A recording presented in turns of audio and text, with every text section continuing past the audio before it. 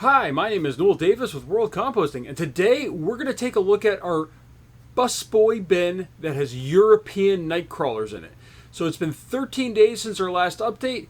These worms have been humming along in this system. We're going to see if they need some food, although we did feed them last time, and I do have some ready to go here.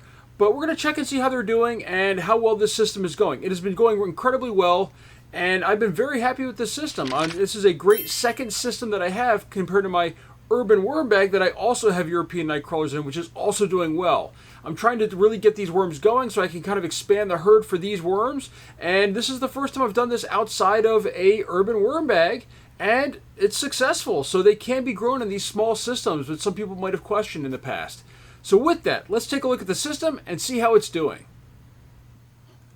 Alright, here's our tote here, or our busboy bin. And by the way, I do have a link down below to purchase these on Amazon if you're curious and want to get into this. As you can see here, our date of 5/30, and today is June 12th. So 13 days. We're going to flip this over here, take a look on here, see if we see anything. It's good moisture content. I'm not seeing any worms or anything on the top here, or cocoons, but we'll take a look inside now. So let's just go ahead and put this off to the side. And let's dig in here. Now we're going to start, I think, with the section that has the, well, actually, hold on. First off, I see a cocoon right here. First cocoon of the find today. So right there on the tip of my finger, there is a cocoon. So that looks, it's always a good sign right there. We'll put that one over here. Actually, there's another one right here in the center. Look at this. Right on the top here, 2 cocoons immediately found. Put that one over there as well. Let's just see. Now that I saw those, let me just take one more look through here and see if we see any cocoons. I think that might be it. Still the 2 cocoons on the surface. That's a good find for me. And now let's go ahead and dig in here. Oh, hold on. Third one. Third one right here. So a third cocoon. Look at that. 3 found on the surface. Up fourth. A fourth one. Wow, these guys are really prolific here as far as the population growth is going to be. That is 4 cocoons found on the top, and normally I'm not very good at finding them. I'm sure if I do a time lapse, you could probably see some movement on the top of some bugs. But I think we'll just kind of start digging in here in this corner. Let's see what we see in here. So obviously I did add paper last time, and there's some leftover coffee grounds, it looks like, or a coffee ground filter. It looks like the grounds might be gone. Got a couple worms in there. They look healthy. Nice and big, too. So that's a good sign right there. Let's just see here. It looks like the food might be gone here. Or at least most of it. Oh, here we go. There's some food left. But look at these nice, healthy worms. We got a couple sizes here. We got a large one right there. And then we've got a couple small ones in here. That's always good to see. The baby worms in there as well. Feels very nice and moist in here. I'm not seeing, is there some food left in here? Might be some food left. It looks like they got most of the apple gone. You can see the apple seeds right there. But it looks like they ate most of the food in there. Just kind of turn this over a little bit more. This one has the coffee grounds left over. But again, a couple different sizes of worms. Those coffee grounds, those will go pretty quick. Nice healthy worms in here. They're doing good in this system so far. Alright, last handful here on this side that had food on it. And we still, again, see more worms. And look at that, they're really moving through that food. Now let's go ahead and just search here in the center section. Let's see if they're doing anything over here. So we do have a worm over here, nice big one. And a little one too. So they're moving through this system. They're looking for food still. They're probably starting to fan out a little bit. And this is definitely looking good. Look, a little bit baby worm up. I just saw a cocoon too fall. There was a cocoon in there somewhere. There we go. There it is right there. I think there's a cocoon. Looks like that one's already hatched maybe. But man, these worms are really, they're going through this material quick. This is looking really, really good. I'm really impressed with these worms. This material looks great. This was cocoa coir, but it looks like a lot of it now is mixed with castings. A lot more than expected, really, out of this system. So they're doing a great job of turning this over. And cocoa coir is something, oh, hold on, here we go. Another cocoon, there we go. I think that's the one that I saw before. Look at that, nice bright yellow cocoon. I think the another one right here. Wow. These are very bright cocoons too, so they're easy to find. But they're this cocoa coir is something that's a great material for worms. It does absorb a lot of water. You know, I have a video on all over on bedding. Another cocoon right. Oh, wait a minute. This one I think is hatching. I think this one right here is hatching. It looks like there's a white worm on top of it. You can see the little worm there. I don't know if you guys can see it, if it's in focus or not, but there's a little worm that's on there. So I think that one's hatching. We're going to put it off to the side, though. Let them finish their hatching. But wow, this system is really expanding the worm population here a lot more than expected, which is a great sign. Sometimes it can mean that sometimes it could be a bad sign, but it looks like these are hatching, these cocoons. They're not there to go through tough times. It looks like they're there for the now, to expand the population, to deal with the food and the material that's in here. But they're doing a great job in this system. You know, I'm really impressed with these worms and these European Nightcrawlers. They've done a really good job. They are doing a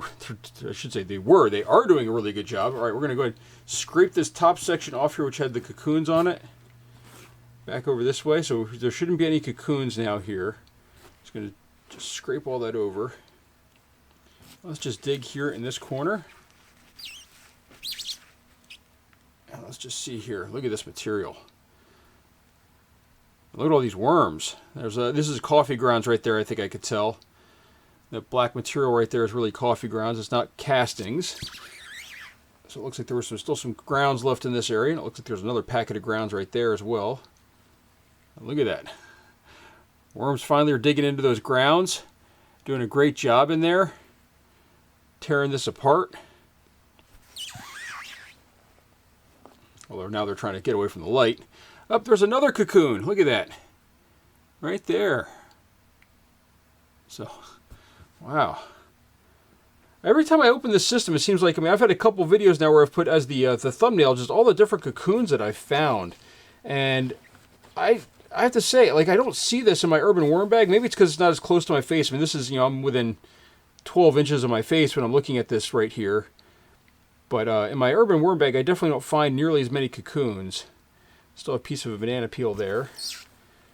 Those stems take a while to break down sometimes. But look at this. This material looks great.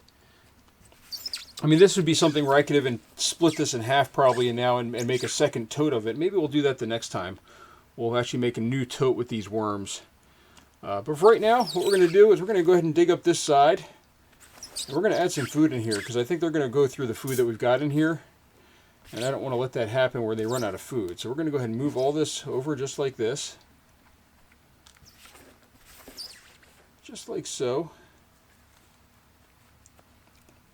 And now we're going to do what we have been doing, which is to protect the worms a little bit. Just add a little bit of cardboard. A little bit on the bottom to prevent anything from sticking to the bottom. And we're going to go ahead and put some food in. And we've got a delectable food for them. This I know is one of their favorites. I don't think we'll have to add water this time, though. I think that this should be plenty moist because we've got watermelon. And as I said, this is one of their favorites. So we're going to add in a bunch of watermelon here. Just grab some. This has usually quite a bit of water content in here. So I don't think we need to add any of the crushed eggshell to this either because it's so watery. We're going to add quite a bit of this in here because I'm going to have the watermelon that I'm cutting up in probably 10 minutes here as we have more watermelon upstairs ready to go, but it needs to be cut up first. Now, I don't need to add water to this system, I don't think. I think it's doing fine that way. But one thing I do need to do is I need to put in a little bit of cardboard on top of that because we want to make sure we protect these worms. And as I said, I don't think I'm going to add any of the crushed crab or eggshell. They probably have enough grit in this system. You can see, if you're looking here, you should be able to see tons of white specks. That's all grit at this point. So that should be good for this. This is going to collapse down a lot once this starts melting and everything. So we're just going to go ahead and cover this up. We're going to throw that banana peel down there. Cover this up like that. As you can see, it's a lot higher. Let's kind of move all this stuff around. Make sure we get these banana peels buried in here. I don't really want those on the surface. But that looks good. Hold another peel right here, or to the top of one. Don't worry too much about the stems, but I think they break down a little better if they're underneath the castings instead of being right on top. So that's it for that. And now what we need to do, let me take off my glove here. We need to put our little label on here, right on this side, which shows our date. I'm going to go ahead and peel this one off. We don't need that one anymore. And we do need a mark it saying that we fed. I don't pre-mark them because I never know, but let me just put a dash on there. Shows a feeding over here in this side. And then the last part of this is, of course, the cover. So, in conclusion, this system is doing incredibly well. The worms are really taking advantage of the material in here, and they really seem to like laying their cocoons along the surface here on the top here, right below this bubble wrap. So I think this bubble wrap is really helpful to them. And I highly recommend using this rather than plastic bags, which I think can kind of break off all the airflow. This, because of these bubbles here, there's air that can kind of get underneath here and allow a little bit more circulation. And then there's also a gap on all the edges. So you can see right here, there's a gap along this edge. So this is working really well. These worms are doing incredibly well. And with that, thank you for watching. If you have any questions, please let me know. And I do have links down below to purchase worms and some of this equipment that you see here today. So thank you for watching.